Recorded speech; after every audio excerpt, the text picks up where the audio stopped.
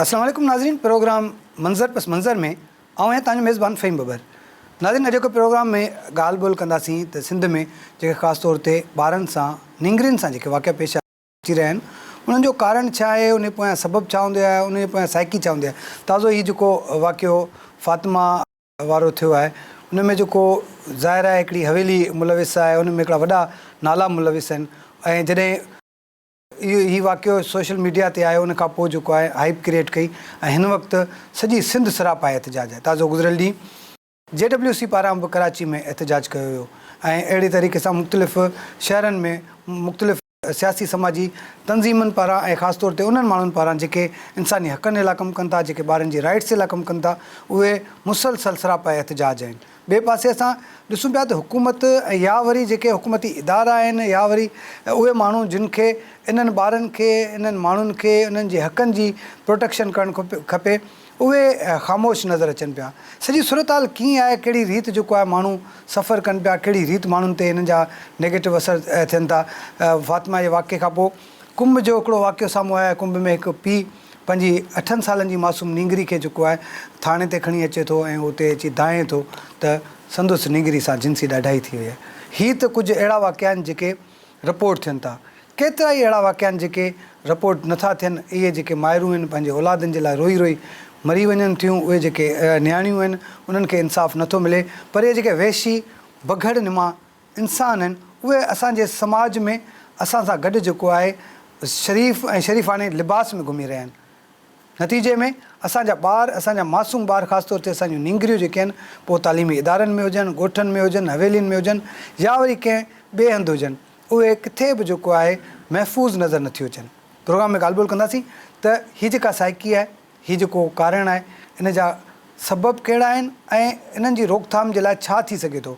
हिकिड़े पासे सिंध जो शऊर मुतहरिक आहे, एहतजाजी मुज़ाहिरा कया पिया वञनि, इहा घुर कई पई वञे त असांजे मासूम ॿारनि खे तहफ़ुज़ न वञे। ॿिए पासे जिन माण्हुनि खे इहो कमु करणु घुरिजे उहे बि ख़ामोश आहिनि। त असांखे स्टूडियो में जॉइन कयो आहे काशिफ़ बजीर साहब, समाजी अॻवान आहिनि, ख़ासि तौर ते ॿारनि जी हक़नि बाबति जेका तंज़ीमूं आहिनि उन्हनि सां गॾु कमु कनि था ऐं ख़ासि तौर ते ॿारनि जे हक़नि लाइ जाखुड़ीनि था। उन सां गॾु असांखे टेलीफोन लाइन ते गुफ़राना आराई साहिबा जॉइन कयो आहे, ह्यूमन राइट्स जे अॻवान आहिनि। उन्हनि खां मालूम कंदासीं त जेके इंसानी हक़नि जूं तंज़ीमूं आहिनि उन्हनि जो कहिड़ो किरदारु आहे ऐं ख़ासि तौर ते हीअ जेके मामला थियनि पिया इन में असां जेको आहे पंहिंजो किरदारु किथे ऐं कहिड़ी रीति अदा करे सघूं था। काशिफ़ साहिबु, तव्हां हिन अगरि वाक़िए ते असां नज़र विझूं त कीअं था ॾिसो सॼी सूरत हाल हिन वक़्तु जेका डेवलपमेंट थी आहे? ठीकु आहे, जेके जवाबदार आहिनि उहे गिरफ़्तार आहिनि ऐं ॿिए पासे जेको आहे सॼी सिंध में एहतजाजी मुज़ाहिरा बि थियनि पिया। पर असां अगरि जनरल साइकी जी ॻाल्हि कयूं, असां अगरि जनरल ॾिसूं त हीउ पहिरियों वाक़ियो न आहे सिंध में। केतिरियूं फातिमाऊं आहिनि जिन सां अहिड़ा जिनसी ॾाढायूं थियूं, केतिरा ई अहिड़ा ॿार आहिनि जेके हिन तशदुद जो, जिनसी तशदुद जो शिकार थियनि था, उन्हनि खे इंसाफ़ु नथो मिले। फ़हीम साहब, शुक्रिया, तव्हां असांखे हिते घुरायो आहे। ॿियो त फातिमा जो वाक़ियो वाक़ई बर्निंग इशू आहे, सॼी सिंध बल्कि पूरो मुल्क इंटरनेशनल इहो वाक़ियो खजी वियो आहे। सो इन ते तव्हां प्रोग्राम कयो, बल्कि प्रोग्राम सां गॾु इहा बि हिकिड़ी तव्हांखे एप्रिशिएट कजे थो तव्हांजो तनज़ीम जेका आहे उनजे तरफ़ां तव्हां सॼी सिंध में एहतजाज करो पिया। कराची में कल्ह कयो, वरी अॼु हैदराबाद में 3 तारीख़ कंदा आया। ॿियो इहो सुठी ॻाल्हि आहे जेकॾहिं मीडिया जा इदारा ह्यूमन राइट्स जी वायोलेशन ते ह्यूमन राइट्स एक्टिविस्ट सां गॾु बीहनि, इहो हिकिड़ो सुठो सोण आहे। अच्छा, हाणे तव्हां जेको फातिमा जे वाक़े जी ॻाल्हि कई, उहो वाक़ियो कंहिंखां ॻुझो न आहे, छो त इहो हाणे चैनल्स ते अख़बारनि में एतिरो अची चुको आहे जेको सभिनी खे इहो ख़बर आहे। हाणे इहो वाक़िया थियनि छो था, जे वाक़ियनि पोयां कारण कहिड़ा आहिनि ऐं उनखां पोइ आउं जनरली 20 साल खां ॿारनि जे हक़नि लाइ कमु करियां पियो। मुंहिंजे ख़्याल में ॿार सरकार जी प्रायोरिटी न आहे। ऐं हमेशह चवंदो आहियां प्रायोरिटी न आहे, सॼी दुनिया में प्रायोरिटी, पर मुल्क में पाकिस्तान में आहे। उनजो सबबु हिकिड़ो इहो आहे, ॿार जो वोट दाख़िल न आहे। ठीकु आहे, ॿारु वोट नथो ॾिए, ॿारु कमज़ोरु आहे, ॿारु माइटनि जे पोयां आहे, हुनजो को ज़ाती अकाउंट न खुलियल आहे, उन करे ॿारु इग्नोर्ड हिकिड़ो सब्जेक्ट आहे। नंबर 2 त ॿारनि जा जेके इदारा आहिनि कमु कनि पिया, सवेल तव्हां ॻाल्हि कई, जेको चाइल्ड प्रोटेक्शन अथॉरिटी आहे, सिर्फ़ु चाइल्ड प्रोटेक्शन अथॉरिटी एक्ट 2011 जे तहत चाइल्ड प्रोटेक्शन जेको आहे उहो ठहियो आहे, माना अथॉरिटी ठही आहे, पर उहा अथॉरिटी एक्टिव ई न आहे। अथॉरिटी जो रोल को एॾो बहितरु न आहे। हाणे उनखे ॾिसण जी ज़रूरत आहे त उनखे कीअं बहितरु कजे ऐं उनखे अथॉरिटी खे कीअं, अथॉरिटी 20 करोड़ रुपया सालानी बजट आहे उनजी, ऐं पर उहा बजट हर साल लैप्स थी वञे थी। ऐं गुज़िरियल 2011 में 2017 में ही एक्टिव थियो आहे, पर 17 ऐं 5-6 साल थी विया आहिनि हिनखे, पर अॼु ताईं न को चाइल्ड प्रोटेक्शन ऑफिसर रखी सघियो आहे। सिर्फ़ु सोशल वेलफेयर ऑफिसर खे चार्ज ॾियनि। तव्हां ॾिसो हाणे ही ख़ैरपुर वारो वाक़ियो तव्हांजे साम्हूं आहे। चाइल्ड प्रोटेक्शन यूनिट जो को सिंगल किथे आवाज़ आयो, का ख़बर आई, का स्टेटमेंट आई, का फैक्ट फाइंडिंग रिपोर्ट आई, चाइल्ड प्रोटेक्शन ऑफिसर हुते हूंदो, सखर में चाइल्ड प्रोटेक्शन वॾो डिपार्टमेंट आहे, खैरपुर में डिपार्टमेंट आहे, उनजो कंहिं बि क़िस्म जो किथे रोल ई किथे रोल कोन्हे ऐं वरी उन्हनि जो मौक़िफ़ बि साम्हूं कोन ऐं आहे। सेपरेट मिनिस्ट्री बि न आहे, कॾहिं सोशल वेलफेयर आणी छॾनि, कॾहिं कंहिंसां आणी छॾनि, कॾहिं कंहिंसां आणी छॾनि। सेम तव्हांजो जेको असां नियाणियुनि जी ॻाल्हि कई, वुमेन डेवलपमेंट डिपार्टमेंट में तव्हांखे हिते रोल नज़र आयो? वो WDDA हिकिड़ो वॾो डिपार्टमेंट आहे ऐं उनजी करोड़ रुपया बजट आहे, ऐं उन बजट ते उहो डिपार्टमेंट जेकर नथो रोल अदा करे सघे त पोइ उहो बाक़ी छा कंदो? कमीशनूं ठहियल आहिनि, national commission on child rights, national commission on child rights जेको पूरे पाकिस्तान जी ॿारनि जे हक़नि लाइ कमीशन आहे, उनजो को नुमाइंदो वियो हुते, का रिपोर्ट कई हेसि ताईं कंहिं बि क़िस्म जी न। उनखां पोइ सिंध ह्यूमन राइट्स कमीशन वाक़ई विया हुआ, रिपोर्ट कई, पर उन हद ताईं जेको करणु खपे उहो अञा ताईं हुननि को अहिड़ो न कयो।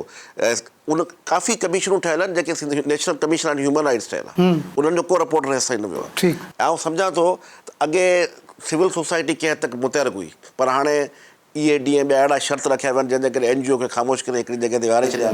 मीडिया जा इश्तहार बंदि करण खां वठी अहिड़ियूं शयूं कयूं आहिनि जो एक्टिविज़म सॼी खे मुकमल हिन नुक़सानु ॾिनो आहे, ऐं एक्टिविज़म नुक़सानु ॾियण जे करे जेका मूवमेंट हलणु खपे उहा नथी हले जेका हलणु घुरिजे आहे। मतिलबु ज़ाहिर आहे जेको आवाज़ उथणु घुरिजे, जिन इदारनि खे आवाज़ उथारणु घुरिजे उहो नथो। असां वटि फ़हीम वरी मदद जी ॻाल्हि त असां वटि हिते इशू बेस्ड सियासत थी हली। जॾहिं बि को इशू थिए थो त 2-4 ॾींहं मीडिया खां वठी सोशल एक्टिविस्ट खां वठी असां समेत आऊं बि उनमें शामिल आहियां, असां सभु एक्टिव थी वञूं था, ख़बरूं अचनि थियूं, वरी जॾहिं इशू ख़तमु थो थिए 3-4 ॾींहं खां पोइ वरी ख़ामोशी थी वञे थी। प्रॉपर सस्टेनेबिलिटी न आहे, एज़ ए इंस्टीट्यूट जेको कमु थिए न उहो नथी थो थिए, जंहिंजे करे मुंहिंजे ख़्याल में हाणे इहो ज़रूरत आहे। कुसूर जे वाक़े खां पोइ फातिमा जो वॾो वाक़ियो आहे। कुसूर जे वाक़े में तव्हांखे यादि हूंदो त ॻोठ जो घर जो हिकु हिकु माण्हू निकिरी पियो, ऐं हिते हिकु हिकु माण्हू खे निकिरण जी ज़रूरत आहे।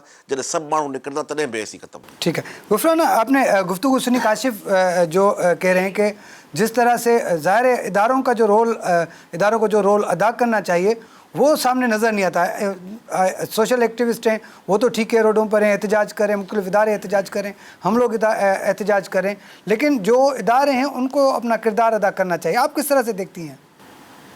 जी बिल्कुल, जैसे काशिफ की बात थी, मैं बिल्कुल इसी तरह से वही बात मैं सुन रही थी कि ऐसा है कि जितने इदारे इन्होंने गिनवाए बच्चों के हवाले से, चाहे वो प्रोटेक्शन के हों या कमीशन हो, तमाम इदारे वो किस तरह से रिपोर्ट अपनी देते हैं, उनकी कारकर्दगी किस तरह की होती है। वो सिर्फ ये नहीं कि ये वाक़यात हुए हैं, वाक़यात तो हो रहे हैं मुसलसल, कहीं पे भी किसी भी तरह से कत्लो गारत, चाहे औरतों की हो या बच्चों की, और ख़ासतौर पर बच्चे तो बहुत ही ज़्यादा जो ऑनरेबल हैं, उनके लिए जितने भी कमीशन या इदारे बने हुए हैं वो उस तरह से काम नहीं कर रहे हैं जिस तरह की उन्हें करना चाहिए।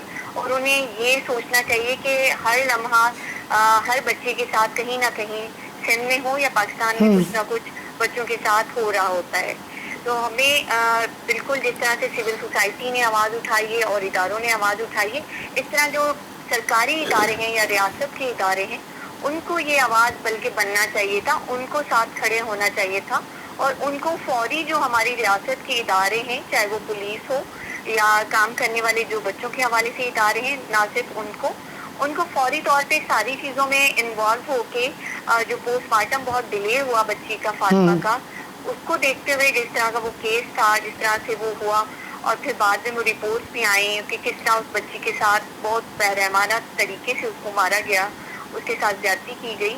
इस तरह के बहुत सारे वाक़यात हैं जो कि मंजर-ए-आम पे नहीं आते हैं, वो बिल्कुल हमें पता नहीं चल पाता। ये तो एक वाक़या या चंद वाक़यात हैं। हमें हर लम्हा उसके लिए सोचना है कि हमें माशरे को किस तरफ लेके जाना है, अपने समाज को किस तरह से बनाना है, और इदारे जो हैं वो इसमें अहम रोल अदा कर सकते हैं अगर वो अपनी अपनी जगह जिम्मेदारी के साथ काम करें। जिस तरह के बच्ची की DNA रिपोर्ट है उसको आवाम के सामने लाया जाए, उसको बताया जाए, और जो इदारे बने हैं उनके लिए भी एहतसाब हो, उनके लिए भी हमें आवाज़ उठानी पड़ेगी, क्योंकि मीडिया ने आवाज़ उठाई है, सिविल सोसाइटी ने आवाज़ उठाई है।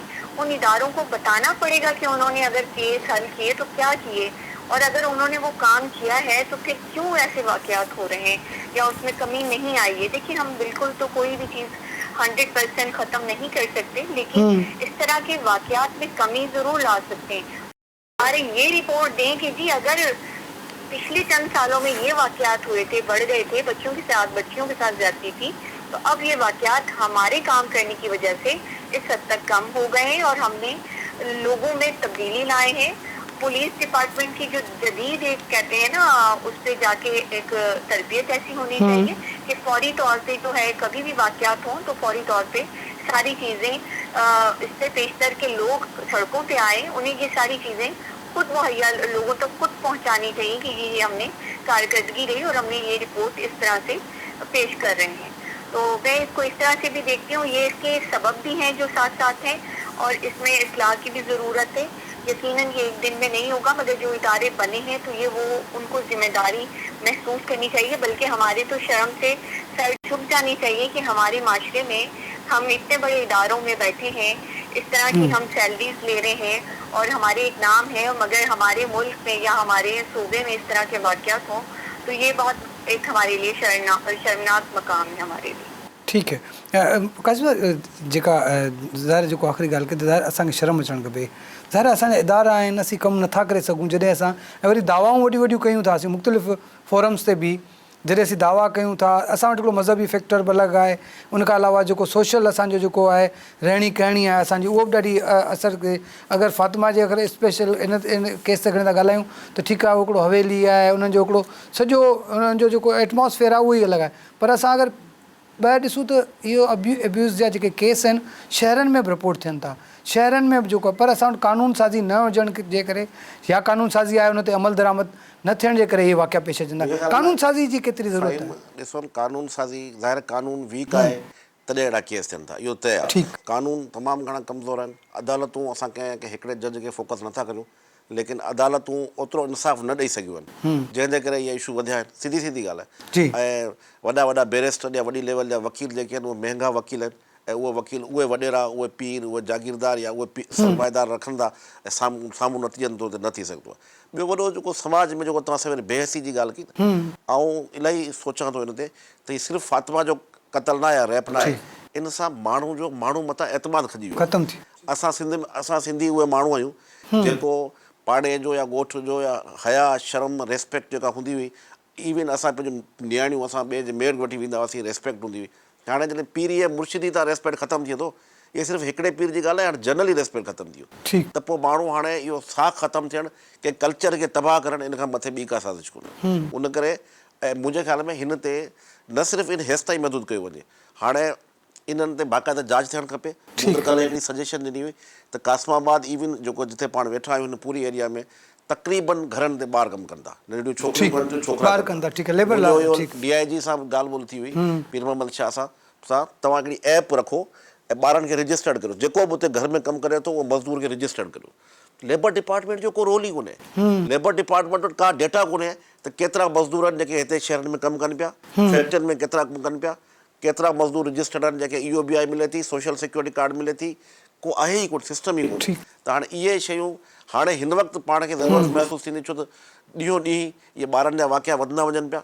इवन स्कूलनि जी डेटा रखणी पवंदी, CCTV कैमरास लॻाइणियूं पवंदियूं, ऐं पुलिस वटि कंहिं क़िस्म जी इंफॉर्मेशन ई न आहे। सॼी सिंध में इहो इंफॉर्मेशन मिलणु खपे।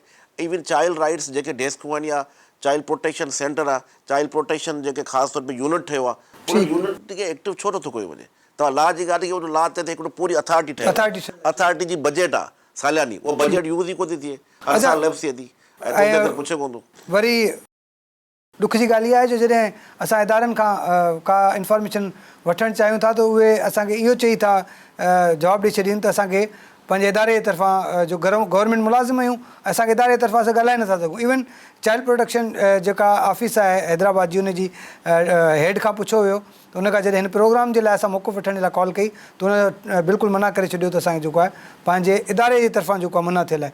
जॾहिं गवर्नमेंट एम्प्लॉई या जेको ज़ाहिर आहे इदारो हलाइनि पिया, जेका अथॉरिटी हलाइनि पिया, उहे असांखे जवाबु ॾींदा आहिनि, उन्हनि खे ख़बर ई कान्हे त लॉस छा आहिनि, पोइ उन्हनि खे विहारण जो या अहिड़ा इदारा क़ाइमु करण जी ज़रूरत कहिड़ी आहे? ॾिसो, आउं सम्झां थो त इहा सवेर मूं इहा ई ॻाल्हि कई त जेके हाणे इन्हनि इहो हिकिड़ो फ़ैसिलो कयो आहे त मीडिया इशू खे हाईलाइट करे थी, इन करे मौक़ुफ़ न आहे ॾियणो। मुंहिंजो ख़्यालु आहे इहो मीडिया लाइ हिकिड़े क़िस्म जो चैलेंज आहे वॾो, या ह्यूमन राइट्स एक्टिविस्ट लाइ चैलेंज आहे। तव्हांखे उहो रेस्पॉन्स ई न कनि, को कमु बि ज़रूरु बि न कनि, इहो केॾो वॾो चैलेंज आहे। कमु न कनि, वरी का इलाही माण्हुनि खे इन्हनि इदारनि जे बारे में मालूमात ई न आहे। तव्हां हैदराबाद जे कंहिं माण्हू खां पुछो, पाण TV ते इलाही सॼी सिंध ॾिसे पई, घणनि खे इहा ख़बर न हूंदी त चाइल्ड प्रोटेक्शन यूनिट को इदारो बि आहे जेको सिंध जे सभु ज़िलनि में आहे, हुनजो कमु आहे त ॿारनि जी प्रोटेक्शन ॾियणु। इवन तव्हां पंजाब ऐं सिंध खे कंपेयर करियो था त पंजाब में child protection welfare and bureau आहे, इंतिहाई स्ट्रांग क़िस्म जो वेलफेयर ऐं ब्यूरो आहे। हुननि वटि गाॾियूं आहिनि, ॿाहिरि रोड ते घुमनि पिया, जेके ॿार मिलनि था उन्हनि खे वठी पंहिंजे सेंटर ते अचनि था, हुते बाक़ाइदे रेज़िडेंस आहे, हुते बाक़ाइदे खाधो खारायो वञे थो, ॿार खे प्रोटेक्ट कयो वञे थो, पेरेंट्स ताईं पुॼाइनि था। हिते त सफ़ा वीक लॻो पियो आहे, सिंध में तमामु क़िस्म जो वीक आहे। ऐं असां जेका ॻाल्हि तव्हां स्टार्टिंग में प्रायोरिटी ते ई न आहे असां वटि, प्रायोरिटी ते आहे, ह्यूमन राइट्स प्रायोरिटी ते आहे। ऐं जॾहिं अहिड़ा इशू थियनि था, सोशल मीडिया हाणे कंट्रोल न आहे। अॻे टीवी चैनल्स हूंदा हुआ, पोइ प्रेशर विझंदा हुआ की मालिकनि खे कंहिं हद तक कंदा हुआ, हाणे त सोशल मीडिया ओपन आहे, हाणे माण्हू पंहिंजो ओपिनियन बि ॾियनि था ऐं हुनजो इज़हार बि कनि था। जो बात काशिफ ने की इस वक्त जो हम बड़े मसले में फंसे हुए हैं इस वक्त, पाकिस्तान की बात करें ओवरऑल, हम अपने सिंध की बात करें तो सिंध में इस किस्म का कोई सिस्टम, कोई भी तरीक़ेकार नहीं है कि अगर कोई बच्चा मिस होता है या बच्चा कहीं से गुम हो जाता है, किसी के साथ कोई रेप हो जाता है, कोई बच्चा अब्यूज़ हो जाता है, या कोई किसी के साथ जिस तरह से लेबर लॉ की बात की गई, उसको ज़बरदस्ती अगर किसी से जो है वो मजदूरी करवाई जाती है, इस किस्म के लॉज तो मौजूद हैं, लेकिन ना डिपार्टमेंट है ना लोग जानते हैं। किस तरह से हम अवेयर कर सकते हैं अपने लोगों को, किस तरह से बताएं कि ये इदारे हैं, या जिस तरह से मैंने जो जिक्र किया कि चाइल्ड प्रोटेक्शन जो यूनिट है हैदराबाद में, उनके डिपार्टमेंट से बात की गई तो उन्होंने हमें इनकार कर दिया कि हम अपना मौक़िफ़ नहीं दे सकते क्योंकि हम गवर्नमेंट मुलाजिम हैं। अगर इस तरह के रवैये रहे इन इदारों के तो हम किस तरह से लोगों को प्रोटेक्ट करेंगे, किस तरह से बच्चों को प्रोटेक्ट करेंगे?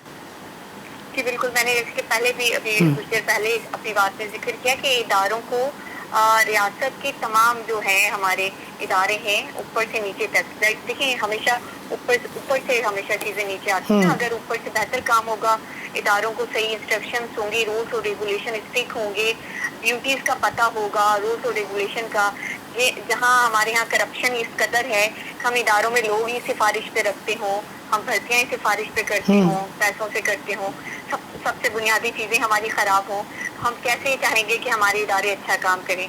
दूसरी बात रही कि फातमा का जो वाक़या था, इसमें एक तो टीरी मुरीदी का वो जो वहाँ का वो बड़ा कहते हैं ना कि पुराना चला आ रहा है और वो इस चीज़ से बाहर नहीं निकले, क्योंकि वहाँ अवेयरनेस की कमी है। जहाँ वो सियासतदान वहाँ से बड़े स्ट्रॉन्ग है, वहाँ पे उनके जो मुरीद हैं उतने ही पसमानदा हैं, उतने ही गैर तालीम याफ्ता हैं। अगर वो बच्चियों को तालीम दे तो ये जो बच्ची है, जैसे उसकी खेलने की और पढ़ने की उम्र थी, उसके साथ ये जाती ना होती और वो इस तरह की उनको कुछ ना कुछ शऊर ज़रूर होता।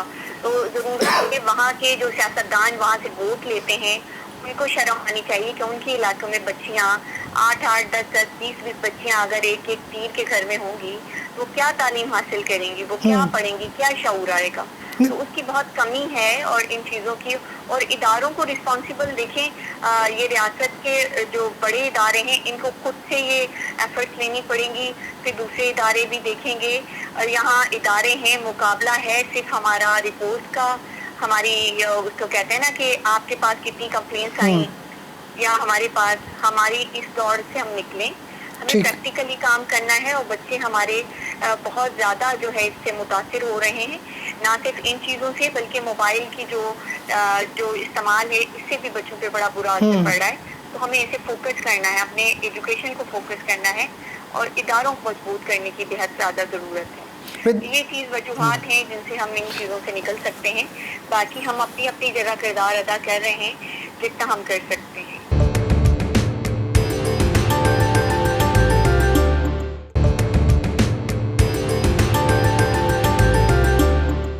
जिस तरह से आपने कहा कि जो ज़ाहिर पेरेंट्स है, पेरेंट्स को भी जो गाइडलाइन देनी चाहिए, पेरेंट्स चाहिए, क्योंकि हम इस टाइप का कोई भी ना इदारे हैं हमारे पास, ना किसी किस्म की गवर्नमेंट की तरफ से कोई मुहिम चलाई जाती है, ना कोई हमने देखा है कि कोई टीवी पर हो, सोशल मीडिया पर हो, या कुछ चंद इदारे जो काम कर रहे हैं वो कभी कभी थोड़ा सा कैंपेन चला देते हैं। लोगों को पता ही नहीं है कि लॉज़ क्या हैं, लोगों को ये पता नहीं है कि उनको अपने बच्चों को पढ़ाना किस तरह से, जिस तरह से आपने कहा कि मोबाइल से दूर रखना चाहिए, लेकिन अक्सर लोग ये समझते हैं कि मोबाइल बच्चों के हाथ में होगा तो ज़्यादा तेज़ी से जो उनका जहन की नशो नुमा होती है। तो ये सारी चीज़ें इदारों के फुकदान है। इसी वजह से जो जिस तरह से आपने कहा कि जो रानीपुर में वाक़या हुआ उसके पीछे एक ज़ाहिर एक बड़ी सोच है, एक लोग जो हैं उनकी जो ज़हनी सलाहियतें या ज़हनी समझे या उसके पीछे इतना हिस्टोरिकल बैकग्राउंड है, उसको रोकना बड़ा मसला है। काशिफ से मालूम कर लेते हैं, कोई गफरान काशिफ कीअं ही ज़ाहिर है एॾो एॾो जॾहिं वाक़या पेश अचनि, ज़ाहिर अॼु फातिमा जो वाक़ियो जीअं तव्हां चयो त सोशल मीडिया ते एॾो जॾहिं ही वायरल थियो मामिलो उन खां पोइ ई माण्हू जाॻिया। जे अगरि इहो एॾो वाक़ियो अॼु साम्हूं न अचे हा त इहा फ़ातिमा जो वाक़ियो ईअं थिए। अहिड़ियूं केतिरियूं फ़ातिमाऊं हूंदियूं जेके जिन सां अहिड़ा वाक़िया पेश आया हूंदा ऐं उन्हनि जी ख़बर ई न पई हूंदी। हिते जेको माइट आहे पोइ पढ़ियल लिखियल माइट हुजे जो या शहरनि जो रहंदड़ माइट हुजे, थर जो हुजे, ॾूरां इलाइक़े जो हुजे, ॻोठ जो हुजे, उन खे जेका सोच सम्झ आहे उन खे बि जेको आहे इम्प्रूव करण जी ज़रूरत आहे। बिल्कुलु फ़हीम, तव्हांजी ॻाल्हि सां 100% एग्री आहे। छो त स्टेट ते त पाण तनक़ीद कई थियणु खपे, स्टेट रिस्पॉन्सिबल आहे, लेकिन स्टेट सां गॾु बाक़ी धुरियूं बि ओतिरियूं रिस्पॉन्सिबल आहिनि। पेरेंट्स आहिनि, हाणे माइट जेके आहिनि उहे माइट ॿार जो केयर कनि कोन था। पॉपुलेशन ते कंट्रोल आहे कोन। हिकु हिकु कंहिं ॿार माइट जा 8-8 10-10 ॿार आहिनि। हाणे 8-8 10-10 ॿार ते कंट्रोल कीअं कनि? मुल्क स्टेट पॉपुलेशन ते कंट्रोल करे, उनजे करे ॿार वधनि था, महांगाई तमामु ऊंची थी आहे ऐं संभाले सघनि कोन था। उन करे ॿारनि न प्रॉपर एजुकेशन थी सघे, न हेल्थ जी नतीजे में 4-4 ॿार खे माण्हुनि खे जेको लेबर में उन खां अच्छा, उन करे हाणे माइट छा था महसूसु कनि, ॿार जेतिरा थरपारकर में ख़ासि तौर ते थरपारकर में जेके कराची या हैदराबाद जे बंगलनि जे कमु कनि था, उन में 80% ॿार थरपारकर जा आहिनि। ऐं उहो थरपारकर जा ॿार माइट चवनि था जेकॾहिं वधीक ॿार आहिनि उन्हनि ॿारनि खे असां थोरा वॾा थियनि 10-12-14 साल जा, उते छॾे अचनि था ऐं उनखे कुझु न कुझु पैसा मिलनि था। हाणे आउं सम्झां थो त हिन में माइटनि खे बि ओतिरा क़सूरवार सम्झो वञे ऐं उन्हनि माइटनि ते FIR थी बाक़ाइदा थिए। ऐं उनखां पोइ जेका सवेर मूं ऐप जी ॻाल्हि कई, जेकॾहिं ऐप हुजे को बि माण्हू रजिस्टर्ड ॿार खां सवाइ न रजिस्टर्ड 18 साल खां मथी उमिरि खां हेठि उमिरि वारे ॿार खे न रखे त इहो उन ते अमल थिए त प्रैक्टिकली ॾिसो हाणे तव्हां चोरी करणु कानूनी ॾो आहे, माण्हू चोरी नथा कनि छो जे FIR कटिजे थी। चाइल्ड लेबर बि ओतिरो ई ॾो आहे by law. Employment of children act 1991, हाणे जेको नओं एक्ट ठही आहे सिंध जो 2017 वारो, इन ॿिन्ही में चाइल्ड लेबर ॾो आहे। पर चाइल्ड लेबर एतिरो सरेआम रोडनि ते, रस्तनि ते, चौकनि ते तव्हां ॾिसो हर जॻह ते इहे कमु पिया कनि, पर केरु इहो ॾोह सम्झे ई नथो। ऐं उनखां पोइ सेक्सुअल अब्यूज़ वायलेंस जो तमामु वॾो ॾोह आहे। ॾिसो अमेरिका में या ॿियनि मुल्कनि में जेके दुनिया जा सुधरियल मुल्क आहिनि, उते ॿार 18 साल खां हिकु ॾींहुं बि नंढो आहे, उन ॿार जे लाइ का बि शइ सोचणु ला एॾो स्ट्रांग आहे जेको सोचे नथो सघे। हालांकि ॿी जेका तव्हां ॻाल्हि कई त ईअं न आहे त को बिल्कुलु ई ख़ामोशी रहिबी। Pakistan UNCRC convention on the rights of the child जेको ॿारनि जे हक़नि जो आलमी मुआहिदो आहे, 20 नवंबर 1989 में आयो। पाकिस्तान 1990 में उनखे रेटिफाइड कयो ऐं पाकिस्तान गवर्नमेंट इहा कमिटमेंट कई आहे इंटरनेशनली त असां पंहिंजे मुल्क जा अहिड़ा कानून स्ट्रांग ठाहींदासीं, उनखां पोइ उन ते अमल कराईंदासीं, इम्प्लीमेंट कराईंदासीं। हाणे इहा उते UNCRC जी कमेटी आहे जेका 18 मेंबरनि ते मुश्तमिल आहे। उते पुछा का छा थींदी, UPR आहे, यूनिवर्सल पैराडिक रिव्यू आहे। हाणे फ़ातिमा जो इशू तव्हां छा था सम्झो, इन इशू जे करे न सिर्फ़ु मुल्क में बल्कि मुल्की लेवल ते बदनामी वॾी थी आहे। माण्हू असांखे बुरी नज़र सां ॾिसनि था, छो त इहे जेकॾहिं वाक़िया थियनि था, तव्हां दुनिया जे ॿिए मुल्क में वञो, उहो चवंदा त कहिड़ो मुल्क आहे जिते 8 साल जी ॿारड़ी सां रैप कयो वञे थो, इवन क़बरनि मां लाश खोटे उन्हनि सां रैप कनि था। हाणे इहो जेकॾहिं हिकिड़े हवाले सां ॾिसिजे त केॾी वॾी बेहसी आहे। ऐं असांजे कंहिं हिकिड़े फ़र्ज़ न बल्कि असांजे हर माण्हू, तव्हां खां वठी मूं ताईं, जिथे ॿाहिरि असां वञूं था त माण्हू असांखे कोड कनि था त तव्हांजे इलाइक़े में ॿारनि सां हेतिरियूं ज़्यादियूं थियनि पियूं, जेको ॿिए मुल्क में तस्वर बि नथो करे सघे। हाणे इन लाइ आउं हिते हिन TV चैनल जे ज़रिए चवंदुसि, इंटरनेशनली पुछा गाछा थियणु खपे। इंटरनेशनली जेके मुआहिदा थियल आहिनि उन मुआहिदनि ते अमल दरामद लाइ पुछा गाछा थियणु खपे। मुल्की सतह ते जेके मुआहिदा आहिनि उते पुछा गाछा थियणु खपे। स्ट्रांग क़िस्म जी फैक्ट फाइंडिंग कमेटी ठहे ऐं उन में न सिर्फ़ु हिन केस जे आधार ते ई त न आहे, ॿियनि हंधनि ते थींदो हुजे। जेका सवेर तव्हां ॻाल्हि कई, इहो त फ़ातिमा हिकिड़ो इशू हाईलाइट थियो। थी सघे थो कंहिं ॿी हवेली ते, कंहिं ॿिए मदरसे में, कंहिं ॿिए दरगाह ते, कंहिं ॿिए स्कूल में उते वाक़िया थींदा हुजनि। ऐं तव्हां जेका सवेर ॻाल्हि कई चाइल्ड प्रोटेक्शन अथॉरिटी वारा, सेम ॻाल्हि आहे हिते स्कूलनि में, मदरसनि में, ॿियनि जॻहियुनि ते माण्हुनि जे अचण ते बैन लॻल आहे, जॾहिं इहो ओपन हुजणु खपे, पुछा गाछा थियणु खपे, मीडिया खे आज़ादी हुजणु खपे, गवर्नमेंट जा मॉनिटरिंग डिपार्टमेंट हुजनि उन्हनि खे आज़ादी हुजणु खपे, पुछा गाछा थी। वाक़िया थियनि था, तमामु घणा थियनि था। आउं चवां थो इन्हनि सभिनी खे रजिस्टर्ड करायो वञे, प्रॉपर मॉनिटरिंग मैकेनिज़म में आंदो वञे ताकी उनजी पुछा गाछा थी सघे, जांच थी सघे। हाणे घरनि जे अंदरि ठाहे वेठा आहिनि, ख़बर ई न आहे माण्हू के अंदरि छा पिया कनि। सारंग शहर वारो वाक़ियो तव्हांजे साम्हूं अख़रपुर में थियो, केॾो वॾो वाक़ियो थियो। हू ट्यूशन घरनि में पढ़ाईंदो ऐं ॿारनि सां रैप कंदो ऐं वीडियो ठाहे वायरल कंदो। हाणे तव्हां दड़े जो वाक़ियो थियो इब्राहिम, उहो PTCL हिकिड़ी ऑफिस में ॿारनि जो वीडियो भरे तक़रीबन 200 खां वधीक ॿारनि सां सेक्सुअल रैप कराया हुन। हाणे एॾा वॾा वाक़िया जॾहिं थियनि था त पोइ उते असांखे एज़ ए इंस्टीट्यूट ठाहिणो पवंदो, असांखे सिस्टम ठाहिणा पवंदा, असांखे लॉ स्ट्रांग क़िस्म जा लॉ ठाहिणा पवंदा जेके ऐं उन ते अमल दरामद कयो वेंदो। बाक़ी हाणे खुली छूट जेका तव्हां ॻाल्हि कई 1990 में अगरि जे कानून वञी कंहिं वॾे इदारे सां या UNCRC सां जेको आहे मुआहिदो कयो आहे, 1990 खां वठी 2023 ताईं असां छा कयो? कुझु कुझु बि कोन करे सघियासीं असां। उहो ई आउं ॻाल्हि करां पियो त उन ते असां रिव्यू करियूं 54 आर्टिकल आहिनि, सही। 54 आर्टिकल आहिनि, जंहिंमें हर ॿार जो आर्टिकल क्लियर लिखियलु। अच्छा, उन मज़े जी ॻाल्हि, उन्हनि आर्टिकल जी ॿारनि खे ख़बर ई कोन्हे। सही। ॿारनि जे हक़नि जी ॿारनि खे ख़बर ई कोन्हे। निसाब ॿारनि खे बि पढ़ाइणु, ॿारनि खे पढ़णु खपे। निसाब जेको आहे उहो पुराणो आहे, जेको चेंज ई कोन थो थिए। निसाब में अहिड़ियूं शयूं अॻे पाण नंढी उमिरि में पढ़िया हुआसीं, इलाही शाइरी हूंदी हुई जेका मतिलब वारी हूंदी हुई, ठीकु आहे, जो जहिड़ी करणी तहिड़ी भरणी, जो खीर पीए सो वीर थी। हाणे आहे किथे उहो शाइरी? शाइरी ॿिए क़िस्म जी हली वई आहे। हाणे निसाब चेंज थियणु घुरिजे, असांखे प्रायोरिटी चेंज करणु घुरिजे। चाइल्ड प्रोटेक्शन ऐं ह्यूमन राइट्स, वुमेन राइट्स खे निसाब में शामिल कयो वञे। ठीक, छुपाइजे न शइ। गुफरान, ज़ाहिर है आप ह्यूमन राइट्स पर काम करती हैं। जो काशिफ ने आखिरी बात की, बड़ी अहम बात है कि क्यों ना हमारे जो निसाब में हम बच्चों को पढ़ाया जाए, बच्चों को ये तालीम दी जाए बुरा भला क्या होता है। जिस तरह से इंटरनेशनली होता है कि गुड टच बैड टच, उनको बच्चों को पहले से बता दिया जाता है कि आप माशरे में किस तरह से सर्वाइव करेंगे, कौन सी चीज़ें गलत हैं। तो ये हमारे जो निसाब है, निसाब में भी जो है बड़ी कमी है इन चीज़ों की। हम पुरानी धक्यानुसी चीज़ें पढ़ा रहे हैं बच्चों को, उसका भी असर बड़ा ख़तरनाक पड़ा है। आप क्या समझती हैं कि जिस तरह से, एक दूसरा सवाल ये कि जो काशिफ ने कहा 1990 में UNCRC के साथ जो एक मुआहिदा पाकिस्तान ने किया, 33 साल गुजरने के बावजूद वो भी कहीं नज़र नहीं आ रहा।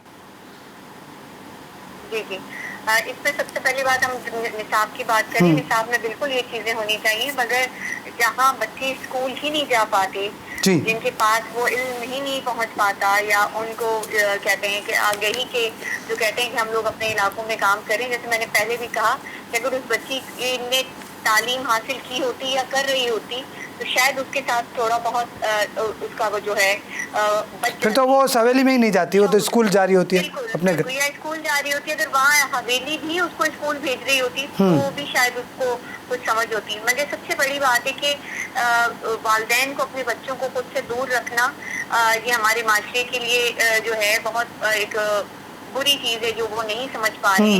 गुर्बत अपनी जगह है, बच्चों को आप कैसे दूर। और चाइल्ड लेबर की जैसे बात की कि चाइल्ड लेबर तो होना ही नहीं चाहिए, अगर है तो कम से कम जैसे कि अभी इन्होंने बात की कि रजिस्टर्ड होना चाहिए। क्योंकि अब इस वाक़े के बाद तो सारे लोग शऊर रखेंगे, चाहे वो पढ़े लिखे ना भी हो तो उन्हें अंदाज़ा होगा, या बच्चियों को अगर भेजते हैं तो कम से कम उनको कुछ ना कुछ शऊर ज़रूर थोड़ा बहुत इस वाक़े से आया होगा।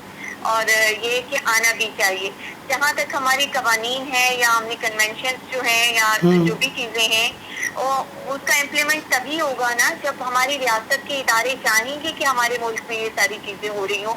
हमारे हर इदारा अपनी अपनी जगह काम कर रहा हो, और इतने सारे इदारे के बनने के बावजूद भी अगर हम काम नहीं करें तो आप 10 कन्वेंशन भी साइन कर लें, आप 10 जगह भी एग्री कर लें, मगर जब तक आप उस चीज़ को इम्प्लीमेंट ही नहीं कर रहे होंगे अपने मुल्क में, अपने सूबे में, और आप उसकी कहते हैं कि चेक एंड बैलेंस ही नहीं रख रहे होंगे और देख नहीं रहे होंगे, तो आप इस तरह से बहुत सारे जो वाक़यात हैं उनको नहीं रोक सकते। ज़्यादा हमारा जो आवाज़ उठानी है हमें वो इस चीज़ के लिए कि इदारे अपना अपना काम करें। वो सिर्फ तनख्वाह लेके या ये कहें कि हम ये जवाब नहीं दे सकते, उनको जवाब देना है, क्योंकि ये सिटीजन का राइट है कि वो पूछे कि हमारे इदारे हमारे लिए क्या कर रहे हैं। हम इस मुल्क के शहरी हैं, हमारे बच्चों के साथ इस तरह नहीं होना चाहिए। निसाब के साथ साथ निसाब में तो हमें ये शामिल करनी है और करनी चाहिए, ये ज़रूरत है वक्त की।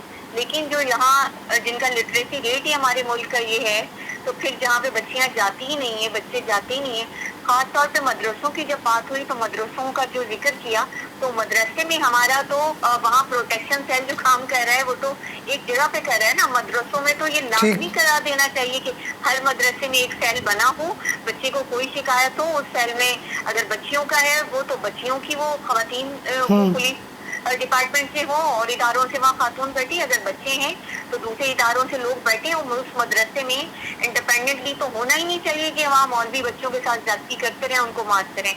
ये सिस्टम होना ही नहीं चाहिए हमारे मुल्क में। इसके लिए हमें आवाज़ उठानी थी और काम करने की भी ज़रूरत है। अच्छा काशिफ, पाण जेका ॻाल्हि कई पे उन में हिकिड़ो ॿियो ई साइड बि आहे जेको साइकोलॉजिकल इफेक्ट आहे माण्हू जे मथां। ज़ाहिर आहे हाणे हिकिड़ो वॾो वाक़ियो थी वियो, उन आस पास इन सॼे ख़िते में ॿिया बि मदरसा बि हूंदा, हवेलियूं हूंदियूं, उन्हनि जा जेके माइट मिट हूंदा, ॿियनि जिन जा ॿार ॿियनि हंधनि हूंदा, उन्हनि ते केतिरो असरु पए थो। ऐं इन जो वरी अगरि उनखे पॉज़िटिवली खणी अचूं त भई उन जो अगरि असरु पए थो त पोइ छा इहे माण्हू जेको आहे हाणे इन्हनि ॻाल्हियुनि ते सीरियस थींदा तंहिं माण्हू पंहिंजा ॿार कढनि ऐं उन्हनि खे सेफ कनि? ॾिसो, हर वाक्य जे पोयां पॉज़िटिव इफेक्ट बि हूंदा आहिनि, नेगेटिव हूंदा आहिनि। पॉज़िटिव हिन जा जेके इफेक्ट आहिनि उहे इहे आहिनि त हाणे माण्हुनि में हिकिड़ो ख़ौफ़ अची वियो आहे। सवेर गुफ़राना ॻाल्हि कई त हाणे माण्हू इहो रियलाइज़ कनि था त असांजे ॿारनि सां कुझु को इशू न थींदो। ज़ाहिर आहे हिकिड़ो इशू हाईलाइट थियो आहे जॾहिं उहो जंहिं माण्हू ॾिठो आहे, चाहे कहिड़े बि सेक्टर सां चैलेंज रखे, उन माण्हू जेकॾहिं उन माण्हू खे इहो ज़रूरु अहसासु थियो आहे जो ग़लति थियो आहे, न थियणु खपे, इहो हिकिड़ो पॉज़िटिव आहे। नेगेटिव अप्रोच इहा थी आहे त ॾिसो माण्हुनि जो माण्हुनि तां एतमाद खजी वियो। हाणे इहो वॾी शइ आहे। अॻे माण्हू हिक ॿिए जो ॻोठनि जा ॿारहाड़ी जा ॿार पंहिंजे मामे जे घर, चाचे जे घर, पीर मुर्शिद जे घर हुते रही पढ़ंदा हुआ। वॾा माण्हू वॾनि जेके आहिनि वॾनि जे माण्हुनि जे घर में रही करे पढ़िया आहिनि, पर हाणे उहो एतमाद ख़तमु थी वियो आहे। ऐं माण्हू पंहिंजे औलाद त इवन अहिड़ा वाक़िया थिया आहिनि जेके माइट पंहिंजे औलादनि सां रेप कयो आहे।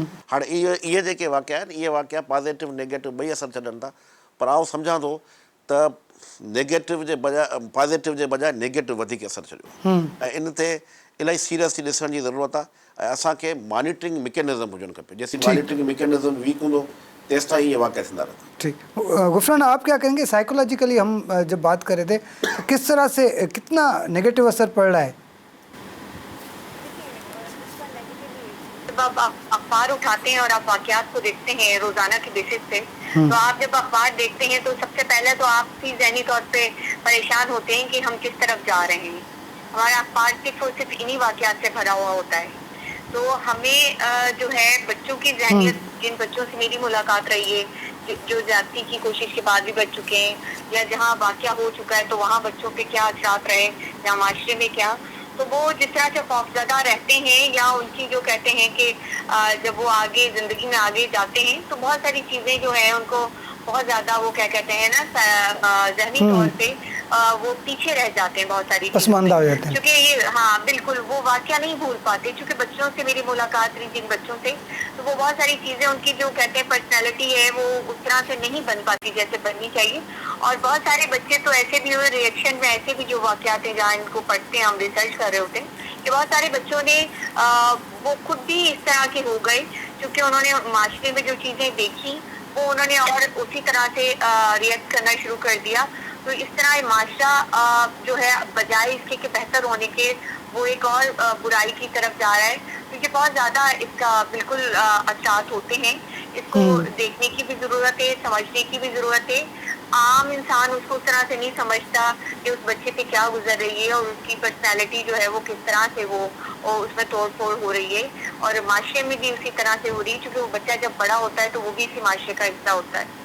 तो इस पर बहुत ज़्यादा हमें काम करने की अशद ज़रूरत है। क्योंकि बच्चे ही जो है हमारे आज के बच्चे कल के नौजवान हैं, फिर हमारा माशरा उन्हीं से बनना है।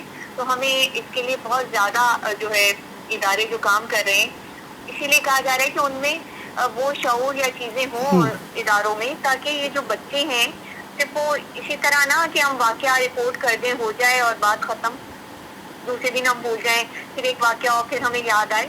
तो इससे पहले कि ये वाक़यात हैं उसको हमें रोकने की ज़रूरत है बहुत ज़्यादा, और हमें इमरजेंसी की बुनियादों पर इसको रोकने की ज़रूरत है। हमें इसके लिए कोशिशें करनी है। आख़िर में काशिफ़ छा कमेंट्स करो? मुंहिंजे ख़्याल में जेके डिस्कशन थी उनजो पाण कंक्लूजन इहो कढूं त चाइल्ड प्रोटेक्शन अथॉरिटी, छो त NGO कॾहिं या सिविल सोसाइटी सस्टेनेबिलिटी न आहे। सस्टेनेबिलिटी स्टेट आहे, स्टेट लाइ child protection authority separate department आहे, उनखे एक्टिव थियण जी ज़रूरत आहे। नंबर 1। नंबर 2, उनजी बजट जी यूटिलाइज़ेशन जो पुछा गछा कजे, बजट प्रॉपर यूटिलाइज़ थिए। नंबर 3, लॉ जी प्रॉपर इम्प्लीमेंटेशन हुजे। नंबर 4, जेके लॉ वीक आहिनि उन्हनि में अमेंडमेंट करे उन्हनि खे स्ट्रांग कया वञनि ताकि उहे जेको आहिनि बहितर थी सघनि। नंबर 4, इस कैरिकुलम में निसाब में चाइल्ड प्रोटेक्शन लॉस ऐं इथिक्स ऐं उनखे पढ़ायो वञे। जेकॾहिं इहो न पढ़ायो वेंदो त इहे वधीक बहितर तरीक़े सां न करे सघंदा। नंबर आहे लास्ट इहो चवंदा सां त department to department inter department link न आहे, गैप आहे वॾो, उन्हनि जो गैप ख़तमु करिणो पवंदो। Child protection unit, police department या ॿिया जेके वुमेन डेवलपमेंट डिपार्टमेंट, उन्हनि सभिनी खे गॾियल हिकिड़े प्लेटफॉर्म ते बीहणो पवंदो। 1 विंडो जेको पंजाब में ऑप्शन आहे उते 1 विंडो वारो ऑप्शन हूंदो। ॿार सां जेकॾहिं इशू थियो त सभु डिपार्टमेंट गॾु हूंदा ऐं उन ते नो कम्प्रोमाइज़ आहे। ऐं ॿियो असेंबली में चाइल्ड काकस हिकिड़ो ग्रुप ठहिणु खपे पार्लियामेंट में, जी वुमेन कॉकस। ऐं लास्ट इहो आहे त वुमेन चाइल्ड जी मिनिस्ट्री सेपरेट ठाही वञे। अगरि सेपरेट मिनिस्ट्री हूंदी त उन ते सेपरेट इंट्रस्ट वरितो वेंदो ऐं हींअर मौक़ो आहे छो त हाणे निगरानी हुकूमत आहे, हाणे नई इलेक्शन थिए पई, नए सेटअप में चाइल्ड राइट्स ते हिकिड़ी सेपरेट मिनिस्ट्री हुजे त छो त पाकिस्तान जी अधु आबादी ॿार आहे, यूथ जी मिनिस्ट्री आहे, माइनॉरिटी मिनिस्ट्री आहे, वुमेन मिनिस्ट्री आहे, ॿार कहिड़ो ॾोको जो उनजी मिनिस्ट्री आहे, मिनिस्ट्री हुजण खपे। लेकिन सेपरेट मिनिस्ट्री हुजे त पाण काफ़ी बेहतर कम कर सकते। ठीक, गुफरान आखिर में कुछ कहना चाहेंगे आप?